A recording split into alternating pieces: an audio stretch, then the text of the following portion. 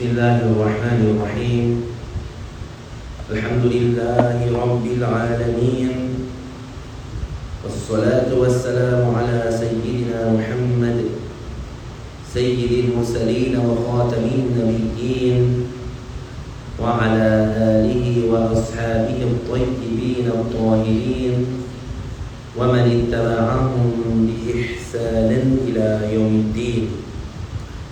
وأشهد أن لا إله إلا الله وحده لا شريك له ولا شبيه ولا مثيل له ولا ضد ولا ند ولا جسد ولا صورة ولا أعضاء له.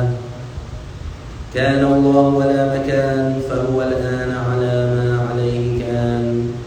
فلا تضربوا لله الأمثال ولله المثل الأعلى.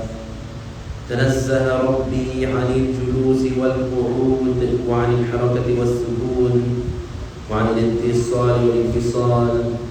لا يحل فيه شيء ولا ينحل منه شيء ولا يحل هو في شيء لأنه ليس كمثله شيء. مهما تصورت بذلك فالله لا يشبه ذلك. ومن وصف الله بمعنى من معاني البشر فقد كفر.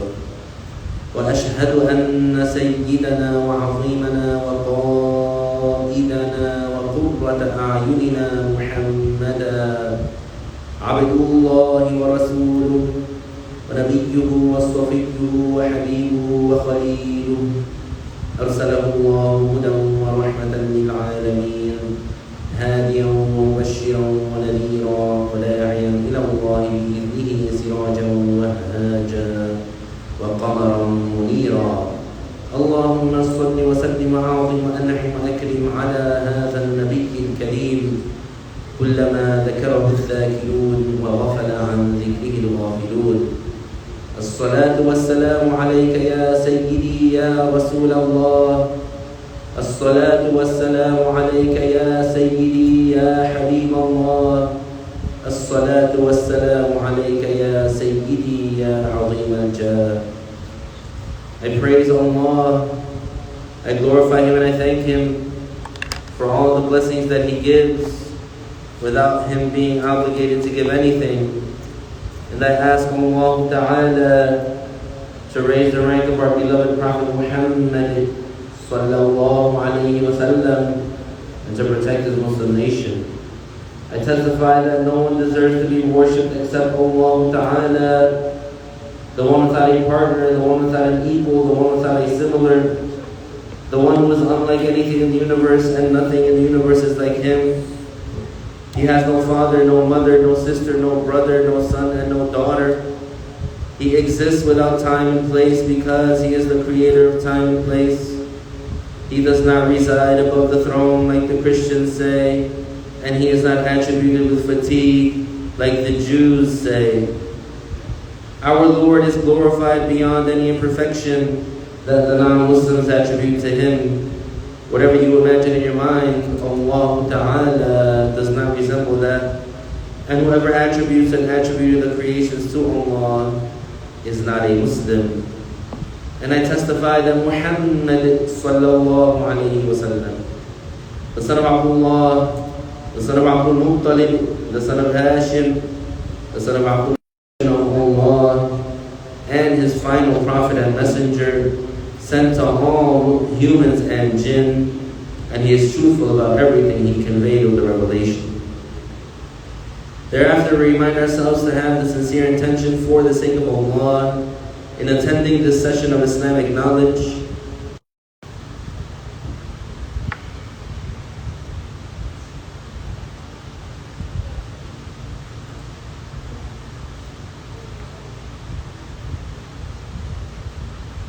The definition of the reward is the compensation that the Muslim receives in the hereafter for the good deeds that he did in this life among what makes him happy.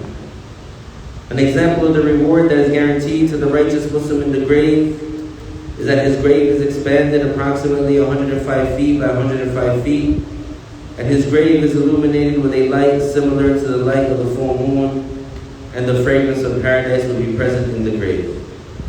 The sincere intention means for the Muslim to do the good deed seeking the acceptance of Allah only and not the praise of the people.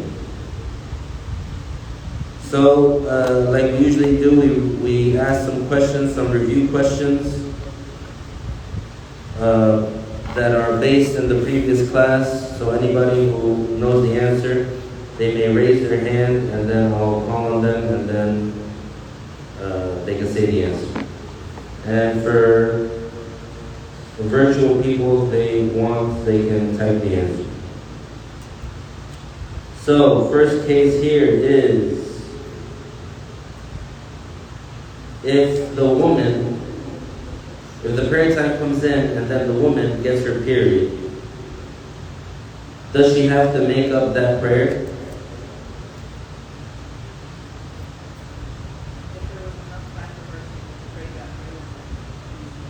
So the answer is, if enough time passed that was enough for her to do the minimum valid amount of the prayer, then she has to make it up. And if not enough time passed, then what's the judgment?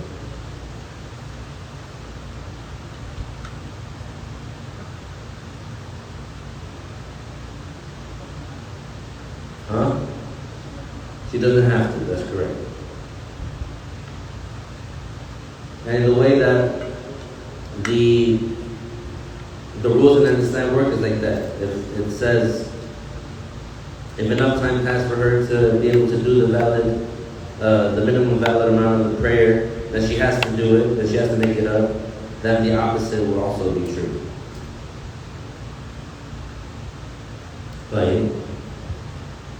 But what if it was the case that she couldn't make wudu before the prayer time is in? She has to wait until the prayer time is in to make wudu because she has incontinence of urine, for example, or she has istihaba. And the prayer time came in and she got her period. Does she have to make it up?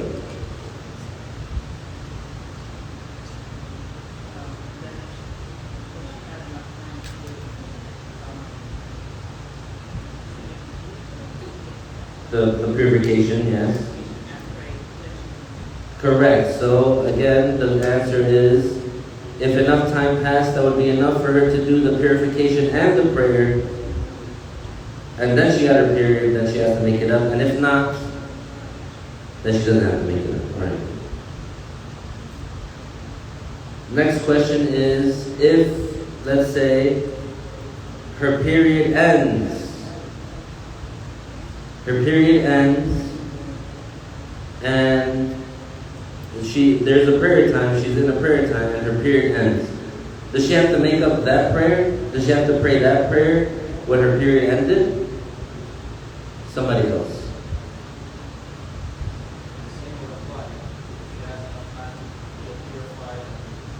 This is when we're talking about when her period ends. For the period ending, it's a much shorter time.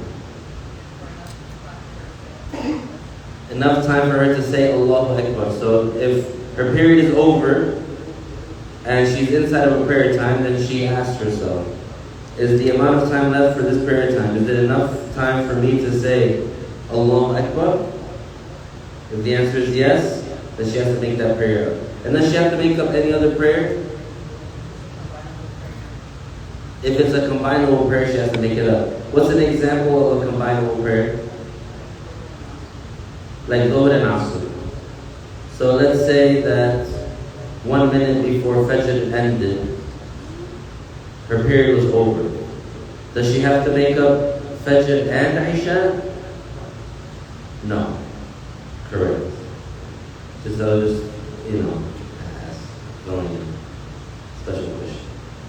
Alhamdulillah, mashallah, you're getting A++. You are A++. Another question. If the child is, first of all, what is mumayyiz? When we say mumayyiz, when we say the age of mental discrimination in this context, what is the meaning of that? And all these answers can be found in the book if you have the book.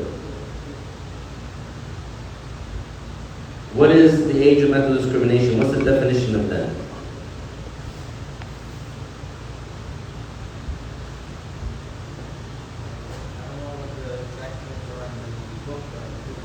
Yeah, well, sure, go ahead.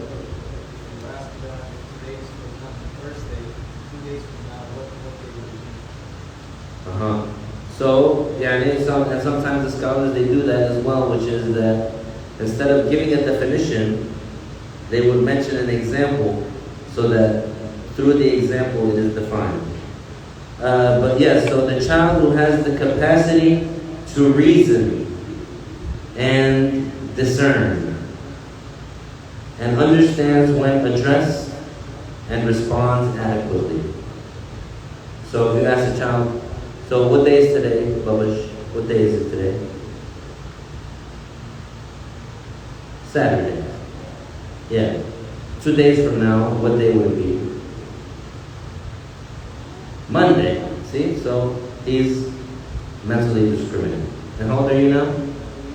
How old are you now? 7 lunar? Or solar? Oh, okay. Oh yeah, man, if you're solar, for sure you're lunar. So let's say this Mumayyiz child, they turn Mumayyiz at 6 lunar years. Are their guardians obligated to order them to pray? We have 2 people answering in the back, no, that's correct. So when do they have to order them? When does the guardian have to order their child to pray? When they are Mumayyiz and 7 lunar years.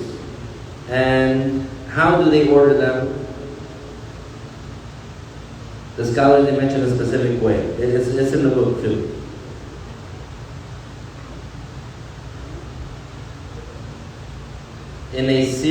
They order them in a serious manner, indicating to the child the prayer's importance. And so they don't just tell them pray as if it doesn't matter whether they pray or not. And they tell them to pray in a way that they understand that it's an important matter. And what is the guardian obligated to do if the child neglects the prayer when they are 10 lunar years old? They discipline them. How? Hitting. What kind of hitting? What's the condition for the hitting?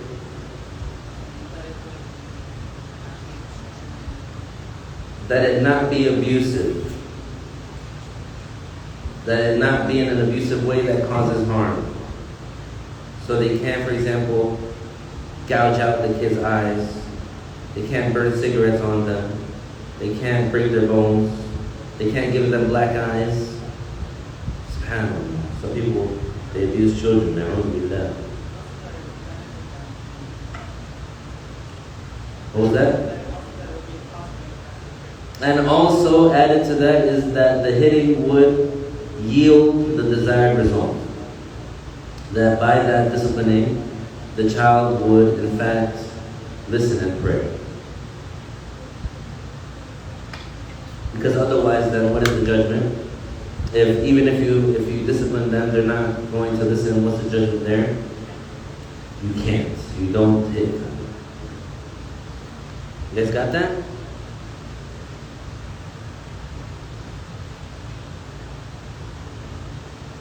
And so what about for fasting? What's the judgment for the fasting? For the child that's Mumayyiz 7 lunar years, what's the judgment? The guardian has to order them to pray. And what about for 10 lunar years? If they don't do it, they neglect it, then they get disciplined. With what condition? If they are able. If the children are able to fast. Alhamdulillah, that was a good review.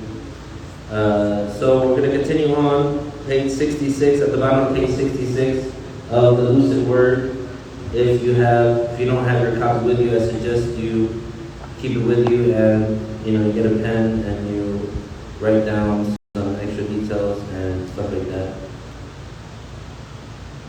So we're at the bottom of page 66, where the author said, "It is obligatory on the Muslim rulers, that is, the caliph or his deputy, to execute the one who neglects the prayer.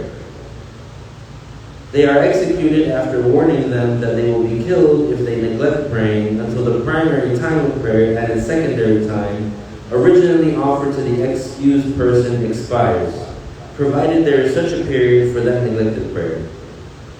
So now the author is talking about, in the case where there was an Islamic infrastructure, where there was a Muslim government, and they had the ability to enforce the rules of Islam, the Islamic laws, which, by the way, they are the only proper and fair and just standard. The way that a person, a Muslim, who doesn't pray out of laziness, the way that he would be dealt with is the Muslim ruler, he warns him that if he doesn't pray, he's going to be executed. And the window of time that that person has to fulfill the prayer, it would be the primary time of the prayer and its secondary time when applicable. So what's the secondary time? The secondary time is, the scholars, they mention it, about Dhuhr and Asr and Maghrib and Isha. So the primary time of Dhuhr is from when the sun declines westward from its zenith until the shadow of an object reaches the size of an object plus the zenith shadow. Yani from when Dhuhr starts to when Dhuhr ends, that's the primary time. Then the secondary time of Dhuhr, they say, is from the beginning of Asr until the end of Asr. Because they say if, in certain cases, the person would be able to delay Dhuhr until the end of Asr.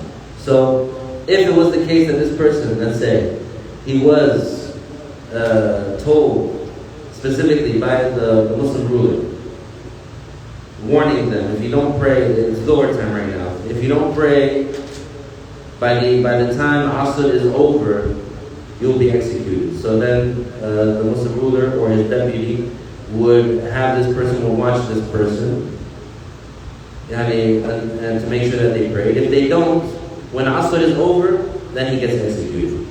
And that Muslim, like we're going to mention is coming up, he is still judged as a Muslim and he is still treated as a Muslim, and him being executed for not praying would cleanse him of that sin. Now there's some prayers that they only have a primary time, like Fajr only has a primary time, doesn't have a secondary time. So if it was Fajr, this person would be given up until the time that the sun rises before he's executed. So he has up until then to pray before he's executed. This is the judgment if one neglected the prayer out of laziness or lack of concern, not out of denying its obligation. Because there's a specific distinction here that has to be made, which is that if a Muslim does a sin, while knowing that it's a sin, the stance of Ahlul Sunnah is that that person is still judged as a Muslim. They don't get judged as a non-Muslim just because they committed a sin. They would only get judged as a non-Muslim if they, while being aware that something is a sin, they claim that it's not a sin. So the same case here with the Muslim who doesn't pray out of laziness. Why doesn't he pray? Because he's too addicted to video games. Because he's too addicted to, being comfortable on the couch. Because they would rather, for example, be making money or something like that. Or for a reason other than them thinking that they're not obligated to pray. Because they know that the prayer is an obligation, but at the same time, they're choosing to, for example, do something else. Not because they believe that the prayer isn't an obligation, but because they're lazy or the like. If that's the case, then they're sinful for that, but they don't get judged as a non-Muslim for making that bad choice. Now, in the case of if someone does not pray because they don't believe that they have to pray, because they don't believe that they're obligated to pray, then they exit from Islam. They will be judged as a non-Muslim. And then their punishment would be different. And they would be executed for different reasons. So now for the Muslim that is executed if he doesn't pray out of laziness, this punishment is fulfilled if that person does not repent by starting to pray before getting killed. So that's how his repentance. So basically, all this Muslim has to do to avoid getting decapitated is start to pray. Subhanallah. Who would? It's not like under these corrupt injustice systems where if the person, they would reform themselves, they would still get executed. In Islam, if the person repents, he won't get executed. You had a question?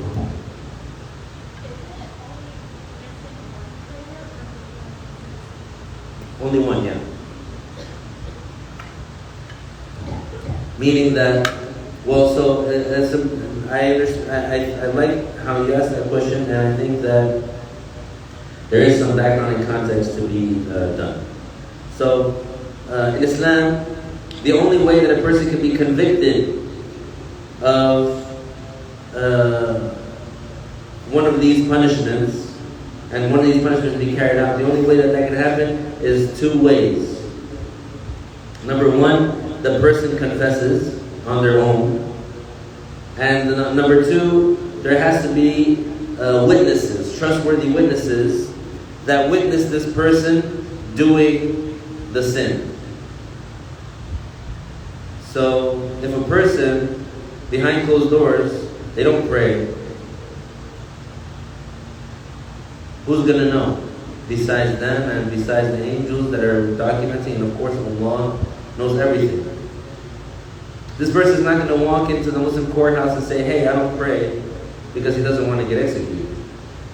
But for sure, he's not going to show that he doesn't pray, because if he does outwardly show that he doesn't pray, then he's going to get convicted. Because if you outwardly show that you're doing sins, or if you outwardly do sins, and there are no consequences, apparent consequences that happen, then what's going to happen? More people are going to feel more comfortable avoiding sins.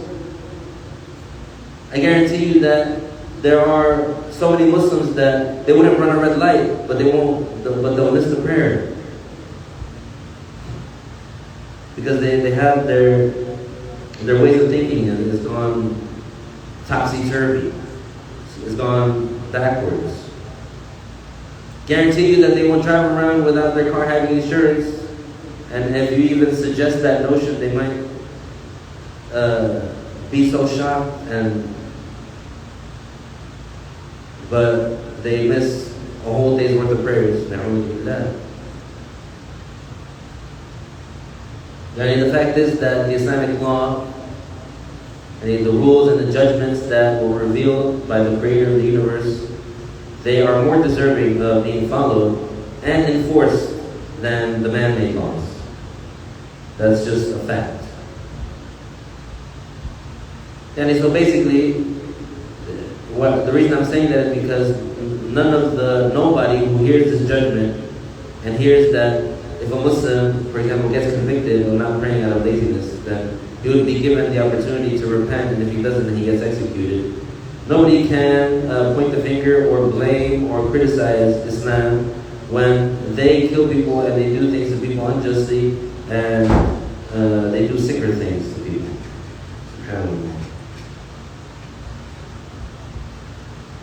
But yeah, so that's the judgment. If the Muslim gets convicted of not praying out of laziness, his prayer, he would be executed. By who? By any regular Joe Muslim? No. By the ruler, by the caliph, or his deputy. So basically, we're not allowed to take the law into our own hands like that.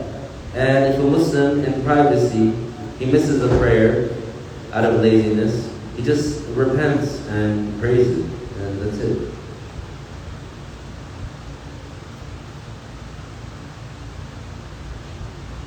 This person, that is, the person who neglected praying out of laziness, is still judged as a Muslim. Therefore, the rulings pertaining to Muslims are applicable to them. They are washed, shrouded, prayed for, and buried in a Muslim cemetery. As for the one who does not pray out of denying its obligation, such a person is an apostate and is treated as such. And we covered what happens to them, to the apostate, in the previous chapter. Every Muslim is obligated as a communal obligation to order his family, that is, his wife and the like, to pray after teaching them the rules of prayer himself or arranging for someone else to do so. And it is an obligation to order whomever else he can order to pray if they do not pray. SubhanAllah. The concept of accountability and the concept of true caring in Islam. These other secular systems, they claim to care about the people, but they don't do anything to help the people. They don't do anything for the betterment of the people. All that these secular systems do is enable the person to further degrade himself, is enable the person to further destroy himself physically and spiritually, to enable the person to further poison himself. If they cared about the health of the people, then they would regulate, for example, what types of things people can eat and what they can't eat, for their own good. Just like when you're at your house, does your mom tell you, here you go, have some ice cream, here you go, have some chocolate cake for dinner? No, your parents tell you that you can't have your cookies, you can't have your dessert until after you finish your dinner. Your parents tell you to eat your vegetables, right? You want to eat candy, and you want to eat sugar, and you want to eat the chocolate, and you want to eat the chips. But your parents, what do they tell you to eat? They tell you to eat the vegetables. Why do they do that? Is it because they are authoritarian dictators? No, it's because they want you to be healthy. So if the Muslim government, if they're preventing you from committing sins and wickedness, and they're preventing you from poisoning your physical body and your soul, that's not because they're trying to harm you, it's because they actually are trying to benefit you. These secular systems, in reality, they're not trying to benefit you. They want you to stay lazy. They want you to stay ignorant. They want you to stay unhealthy. They want you to stay an unintelligent human being that can be easily controlled, that can be easily persuaded, that can be easily manipulated. So that's the basis of the secular system. So for sure, that secular system that is not concerned about your well-being, it can never criticize the Islamic system, which is centered around the greater good of humanity and the success in the hereafter, and success here in the hereafter. SubhanAllah.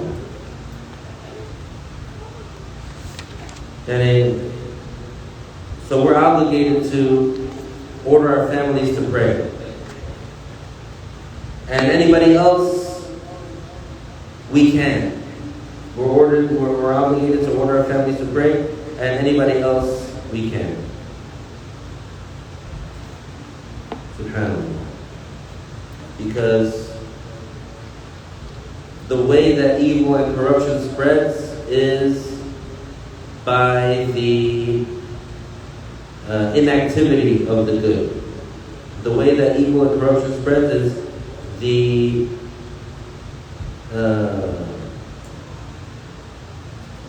passiveness of good. If no one is active in doing good and active in opposing the evil and the wickedness, then that gives the evil and the wickedness more chance to grow. Alright, moving on to section 7, page 68. Clarifying the integrals of wudu, ablution. So now we're going to talk about the integrals of wudu. And this is important because if you don't have a valid wudu, then your prayer can be valid. Because a condition for the validity of wudu a condition for the validity of the prayer is for you to be on wudu. And so you need to make sure that your wudu is correct so that you can pray. Among the conditions of a valid prayer, or among the conditions of valid prayer is al-wudu, ablution, which is using water on specific parts of the body initiated with an intention. So that's the definition of ablution.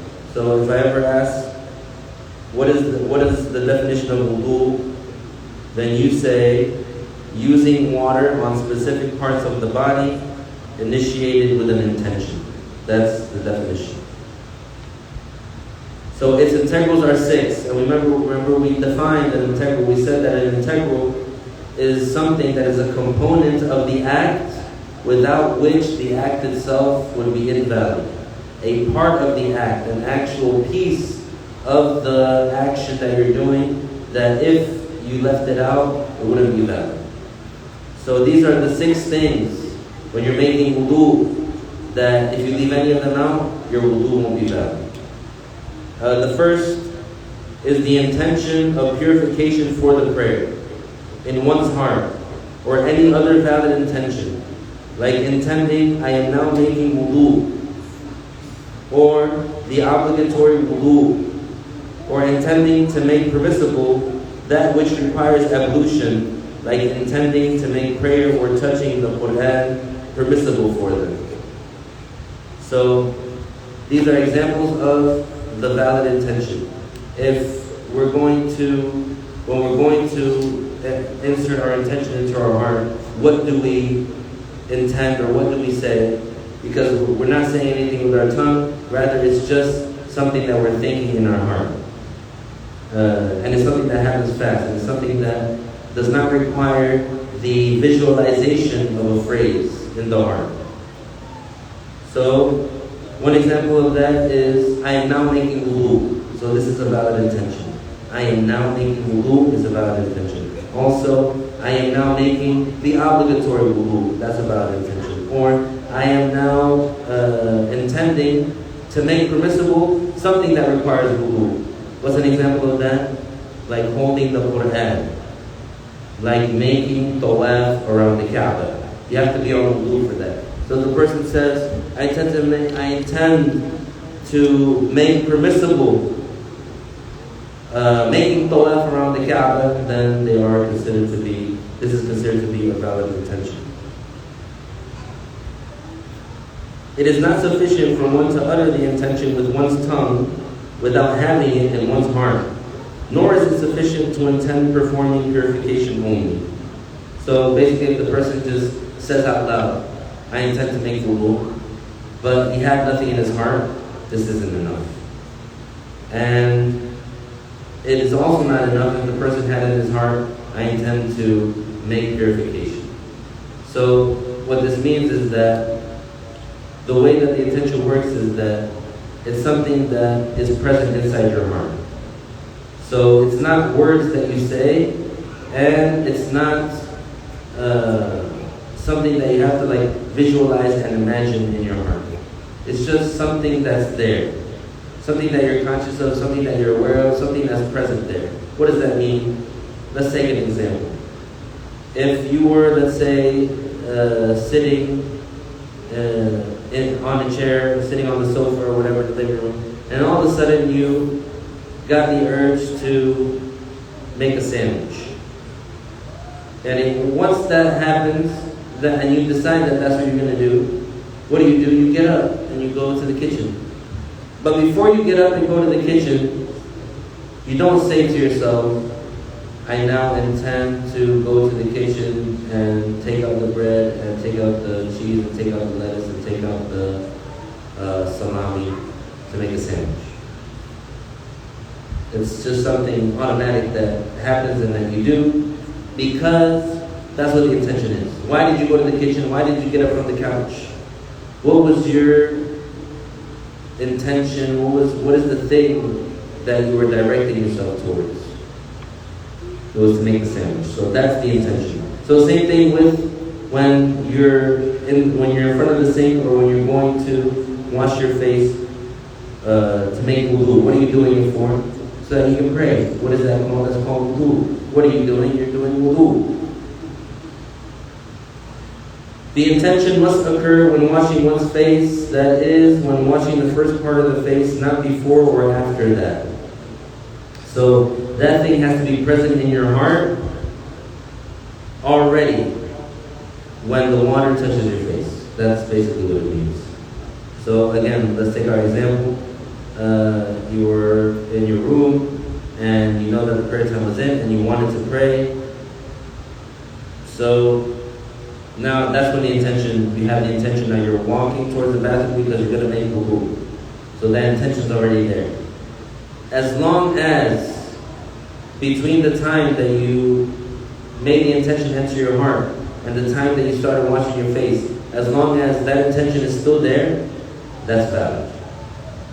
It doesn't have to be that the intention is inserted inside of the heart at the same time as the water first touching your face. Some people, they think that those two things have to be synchronized, but that's not the case. You don't have to time the insertion of the intention in your heart with the water touching your face. You don't have to time them so that they happen at the same time. So that's the first integral, and the second is washing the face. But before that, it is a requirement that the intention accompanies the washing of one's face, according to Imam Ash-Shafi'i, may Allah raise his rank.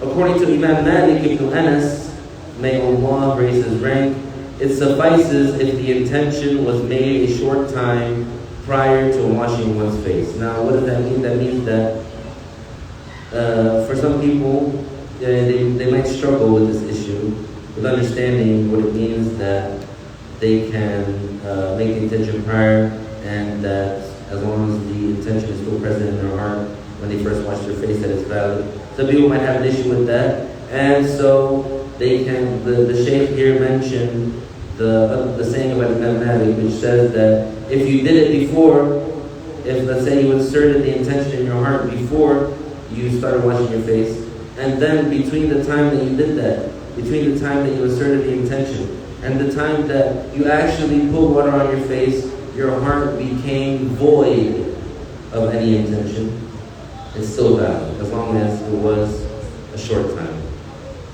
And that's the judgment of, according to Imam Malik.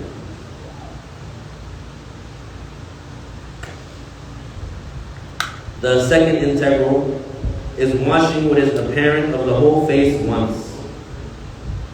Everything that is within the boundary of the face must be washed, including hair and skin. What is the boundary of the face? The boundary of the face lengthwise is from the normal hairline to the chin, to the bottom of the chin. Normal hairline to the bottom of the chin, and the bottom of the chin is where the jawbones meet. So you have this bone here and this bone here, and they meet here. This is the chin. And so everything lengthwise that's in between these 2 points has to be washed. And widthwise, from where the ear connects to the head, from this part here to the other side, lengthwise. So everything that is within those boundaries has to be washed. So everything that is shown here under the pen, this has to be washed. So if somebody had this hair here, they have to make sure that that hair is washed when they're making wudu. However, it is not an obligation to wash the inside of a man's thick beard, which is the hair grown on the chin and the lower jawbones. Rather, it is sufficient to wash the exterior part of the beard. If the beard is not thick, then he is obligated to wash both the inner and the outer part of the beard. It is considered thick when his skin is not apparent, and it is considered thin if the opposite is true. So, Islamically, when they refer to the beard, so originally, the hair that grows on the chin, this is what's originally called the beard. But also, it can be used, or the term can be used, the term for beard in Arabic, can also be used for the hair that grows on the jawbone. So some people, they have a lot of hair that grows here. This hair that grows here, this is also called the beard.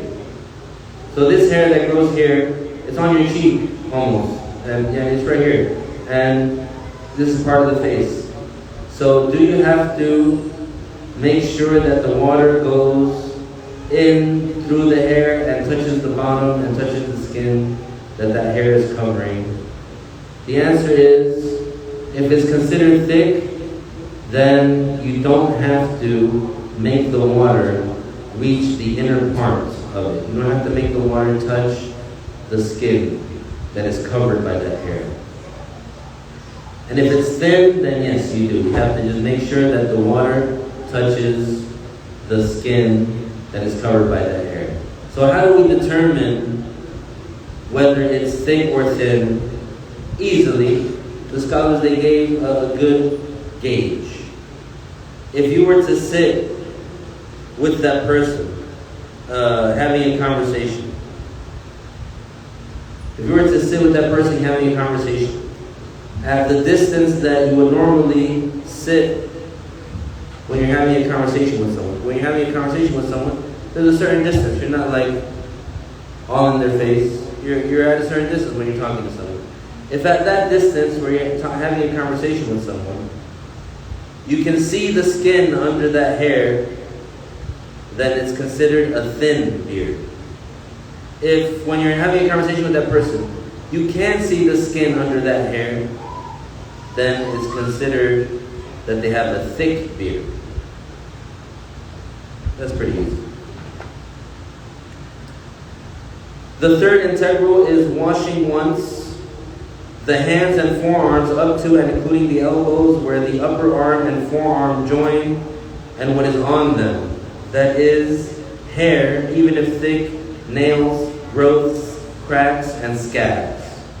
So the third integral is to wash from the tip of the fingers, including the elbows, and everything in between. So if the person, they had a growth on their forearm, they have to make sure that it's washed. If the person had thick hair on their forearm, they have to make sure that it's washed through and through. If the person had a scab on their forearm, they have to make sure that it's washed. If the person had a wart, they have to make sure that it's washed. If the person had a little tiny extra arm growing out of their arm, they have to make sure that that's washed also.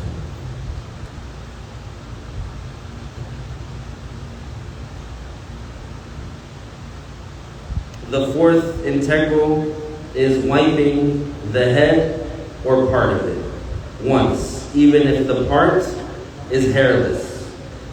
Even it is sufficient, even if it is only one hair or part of a single hair, because the term wipe applies to both. The wiped part must be within the boundary of the head. Hence, it is invalid to wipe part of the hair that hangs below the limits of the head when extended to the side where it normally falls. So the issue about wiping the head is, it's different than washing. Wiping the head means wetting the hand, and then taking that moisture, it's not even like tangible water, it's just the wetness of the water, and you have to at least wipe one hair within the boundaries of the head. And even if this person was completely bald, they just have to make sure that they wipe a part within the boundaries of their head. And when they say, even if only one hair, like even if the person just wet their finger and they went like that, that's enough according to a Shafi'i. They wet their finger and they went like that, as long as within the boundaries of the head. They mentioned that it's invalid to wipe a part of the hair that hangs below the limits of the head when extended to the side where it normally falls. What are the limits of the head? From the normal hairline to the base of the skull. There's like a soft spot at the base of the skull. It's called the occiput, and this is where the head ends. So your head goes from your normal hairline around and to that part, the base of the skull. So anywhere within that area, the person wipes. So let's say the person, there's a hair that starts here, but look, it goes all the way down to the neck. That hair starts here, but it goes all the way down to the neck. So the person can't say, all right, I'm going to wet wipe my head, and then wet his hand and go like this. Because even though this hair, it starts from over here, it comes from up here, but now it's outside the boundaries of the head. This is the direction where the hair normally falls, right? This is the direction that it's in. It normally falls this way. If I extend it, or even if I were to take like a hair from like the front of my head, and I were to extend it down, I can't just wet my hand and then go like this and claim that I wet wipe my head and claim that I'm doing that part of the wudu. Because now it's outside the boundaries of the head. It's past my hairline. And my hair is naturally falling this way. I can't just wet my hand and go like this. It has to be within the boundaries of the head.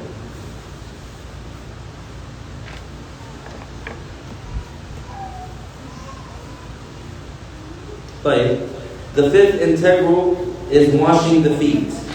And what is on them, that is hair, nails, growths, and cracks, once, including the ankles, which are the protruding bones below the shin.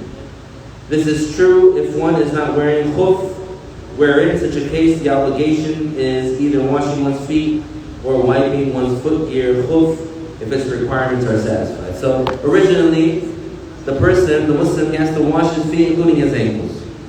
But there is a special case in where if a Muslim is wearing a certain type of footgear, he has the choice. He's not obligated to. He has the choice to, instead of washing his feet, he can wet his palm and wipe his foot.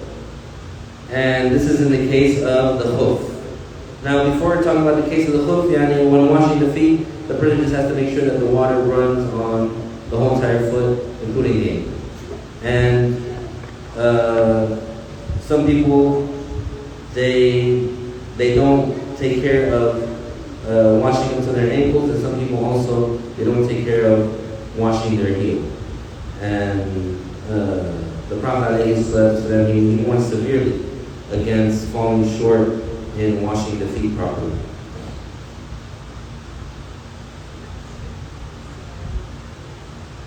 So now on to the khuf, the case of the khuf.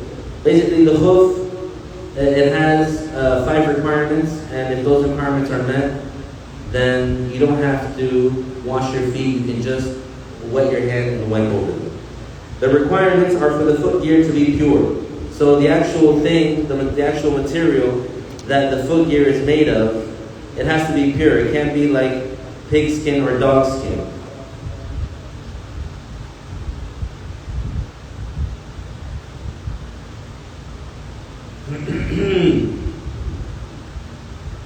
Sa'id. What's it over here?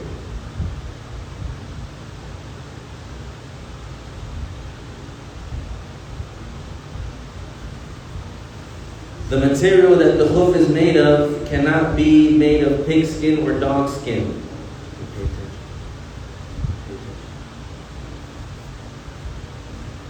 Because pig skin and dog skin are not pure. And there are shoes today that are made out of pig skin. There will be that. And so beware of that. So the material that the khufs are made of have to be pure. To cover the whole foot, including the ankles. Also, that footgear, it has to cover the entire foot, including the ankles.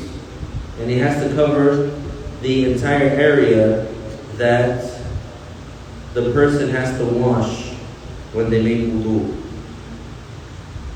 And it has to withstand walking in them without additional footwear for the necessary errands normally performed by a traveler when getting off to rest and packing up to leave. So this is in the case where the person, he would be, let's say, traveling like with a camel or with an animal, and he's traveling in an area that's not like a paved road, and when he gets to the place where he's going to rest, he's going to unload some things off the camel. He's going to try to set up a tent. He's going to try to set up a little fire pit. He's going to gather some firewood. He's going to light it on fire. So those errands that he needs to run, he needs to get some food for his animal.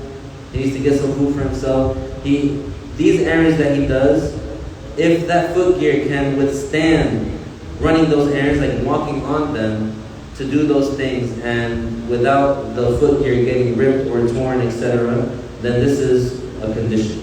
They have to be strong enough for that. And it is also a condition that the footgear is worn when one is in the state of complete purification, and that they prevent water from going through the feet. So they have to be waterproof, and the footgear has to be worn after complete purification. What does that mean? That means that after the person made a complete wudu, then he puts on that footgear that satisfies these conditions. And that footgear has to prevent water from going through to the feet.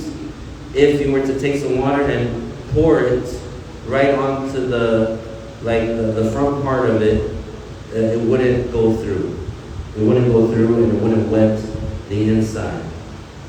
That is what we mean by prevents water from going through. The person, if they poured water on it, the water wouldn't go through. So once the person finishes making wudu, they put that on.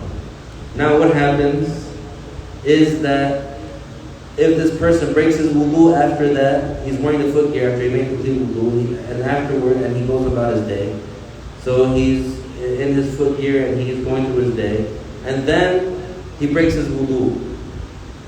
Now the next time he wants to make wudu, he does wudu like regular, the intention, he washes his face, he washes his hands, including the elbows, he wet wipes his head. When he comes to his feet, he doesn't have to take off the footgear and take off his sock and put his foot under the water and make sure that it's getting washed, including the ankles. He just wets his hand and he takes and he rubs it on like the front part of the footgear one time.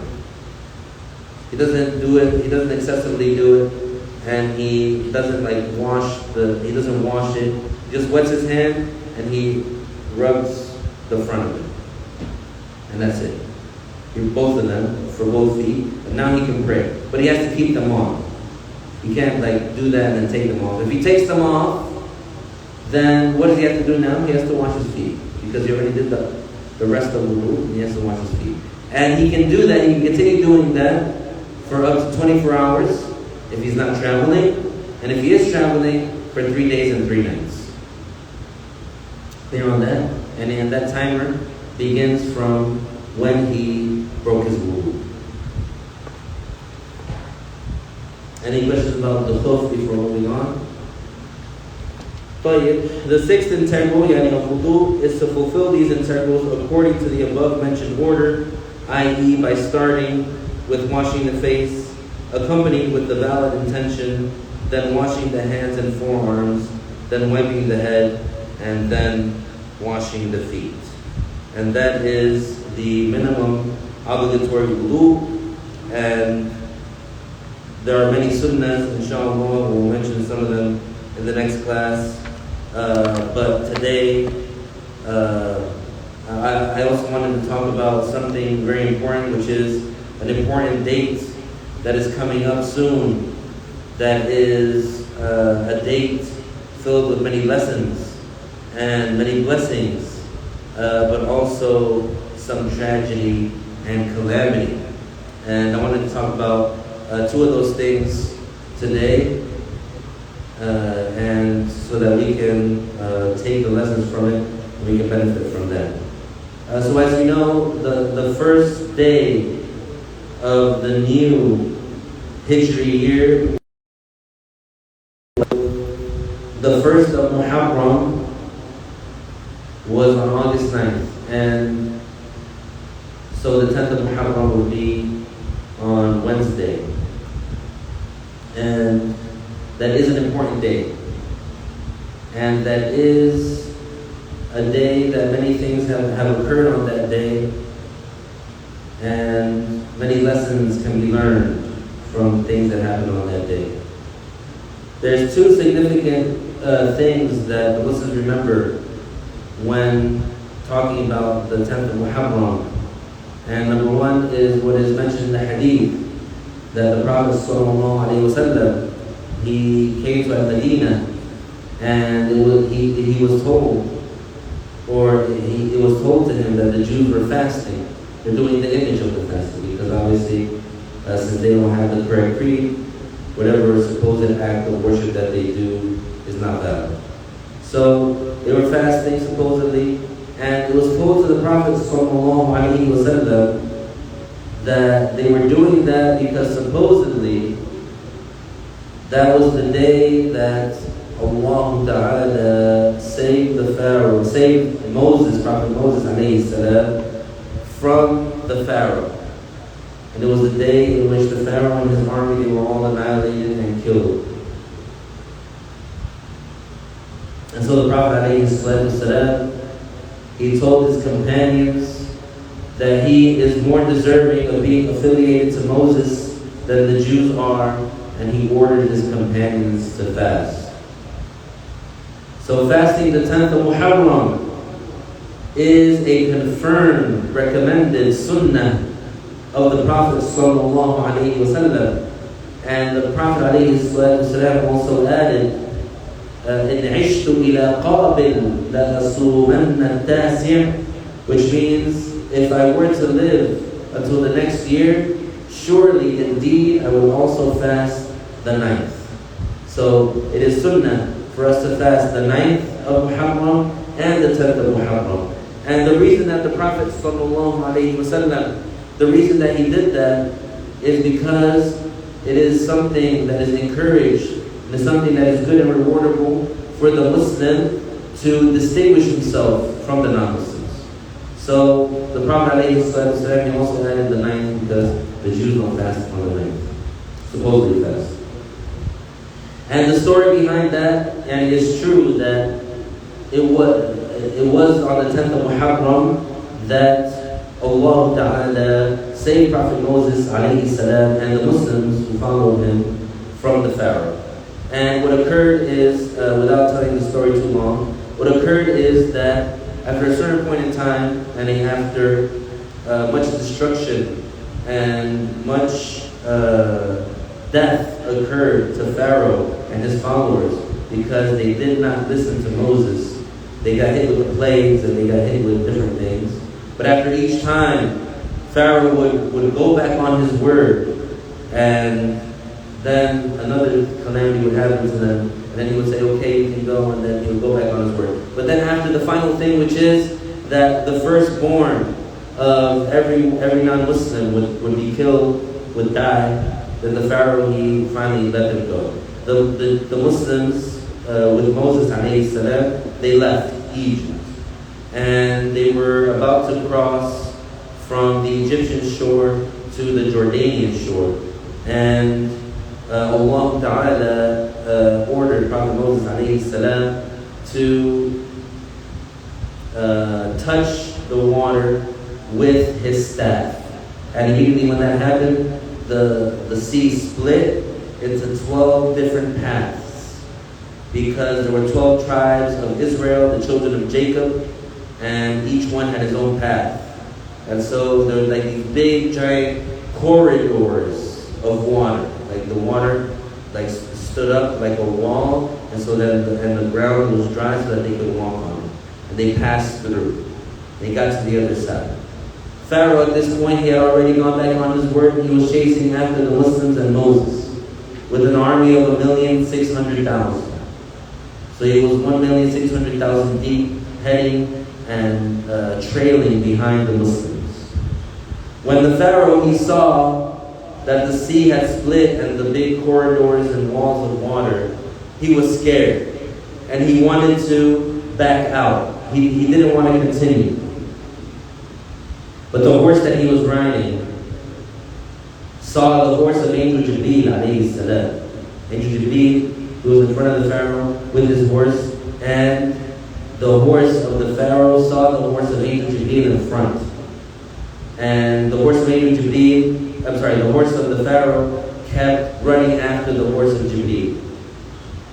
And so the Pharaoh had control over the horse, and he was being led into the water to his demise, to his destruction. And the people, his army behind him, since they assumed that the Pharaoh was just going ahead, they followed him.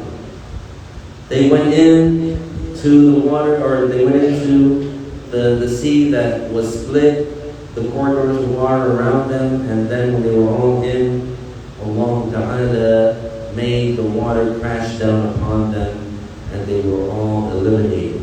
They were all destroyed and eradicated. And some of the followers of Moses, because they worshipped him. These are the ancient Egyptians who are into the occult and who had all that dark symbolism and all those idols that they worshipped, and they did human sacrifices and they did crazy rituals. They looked at the Pharaoh as their God. So some of the followers of the Pharaoh, they said, oh, he didn't really get killed. He just transformed or whatever, or he just transcended. And then that's when the bloated, drowned body of Pharaoh showed up on the surface. SubhanAllah. That occurred on the 10th of Muharram. So it is a day of lessons learned of that the support of Allah for the people of good and for those who follow the prophets, that support is present and those people are protected and those people are granted victory over their enemies. Now another thing that occurred on Ashura, which is the name of the 10th of Muharram, Ashura basically means the 10th. Another thing that happened on that day is a very tragic incident, a very big crime, a very big injustice, and that is the murder and assassination of the Prophet's grandson, Imam al-Hussein, radiallahu anhu. Now this is also a long backstory that I don't have the time right now to mention it, but the synopsis of it is, this person, Yazid, the son of Muawiyah, he did not have popular support to be the Muslim ruler. And the people, they looked up to and they loved Imam al-Hussein. And Yazid, he wanted to force Imam al-Hussein to pledge allegiance to him as a ruler to validate his position. Imam al-Hussein obviously understood that and realized that, and he absolutely refused to pledge allegiance to Yazid. So Yazid developed a plan to trap Imam al-Hussein and hold him under siege. Yazid had over 1,000. He had like 3,000, an army of 3,000. Imam al-Hussein, he had a few men with him, and he had his family with him. He had his infant child with him, his baby with him, and his sister was with him, and his brother. Men, women, and children were with him. So Yazid, he held them under siege, meaning that he didn't allow them to get food and he didn't allow them to get water. And eventually what ended up happening is they killed Imam al-Hussein. They killed his little baby while he's holding him. He wanted to lower the baby down to the water so the baby can drink some water. And they shot an arrow and they killed the baby while he's holding it in his hands. And they also killed Hussein. And they chopped off his head. And then they took their horses and trampled his body, his honored body, with their horses. This has happened on Ashura. And it's mentioned that when that happened, the sky darkened and turned red, and the stars appeared in broad day, and a rain fell that left what looked like traces of blood or whatever it touched. And if you lifted up any stone in Karbala on that day, there would be blood under it. A great injustice occurred. The sister of Al-Hussein, she went out when she saw this, her brother decapitated and his dead body trampled by the horses. She said, "Wa Muhammadah," calling out to the Prophet ﷺ, like saying, "Oh, the angels of the sky, they asked Allah to raise your rank. And here is Al-Hussein, your grandson, that he is killed and his body is bloody and in the dirt. And your daughters are now the concubines of somebody else, and your children are now the property of somebody else." And because, in the metaphorical sense, like they have been defeated, or they have been beaten in a battle, even though it wasn't like a battle, but it was physical. It was an armed fight. It was a fight with swords and spears and bows and arrows. And what happens to the losing side is they take it over. They get conquered. And so she was saying that this was happening to the family of the Prophet ﷺ, and she was screaming out to the extent that it made both friend and foe cry. And that happened on the 10th of Muharram.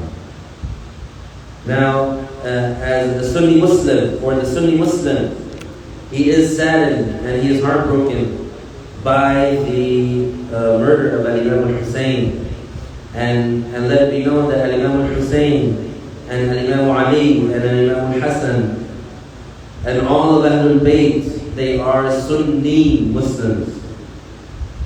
Because a Sunni Muslim is someone who follows and has the creed of the Prophet ﷺ. So nobody can use the tragic killing and the unjust killing of Imam al-Hussein as a pretext to be separate from Ahl Sunnah. Nobody can claim that they are a true follower of the Prophet ﷺ and use the tragic killing of Imam al-Hussein to set themselves apart from the majority of the Muslims. And it's an obligation upon every Muslim to love Ahlul Bayt because they are special people and they have been given a special honor by Allah Ta'ala. But anybody who claims that an Imam or that someone that's related to Al-Imam, someone that's related to Al-Imam al-Hassan or al-Hussein, that besides the Prophet ﷺ, if they claim that someone that came after them, after Al-Hassan or al-Hussein, that they are better than any prophet, then they're not a Muslim. Whoever claims that the Imams are better than the prophets, then they are not Muslim. SubhanAllah. I'll talk more inshallah about this on another occasion, but we'll continue inshallah next week. نهلل لا إله إلا الله اللهم صل على سيدنا محمد وعلى آله وصحبه وسلم رب اغفر لي وللمؤمنين والمؤمنات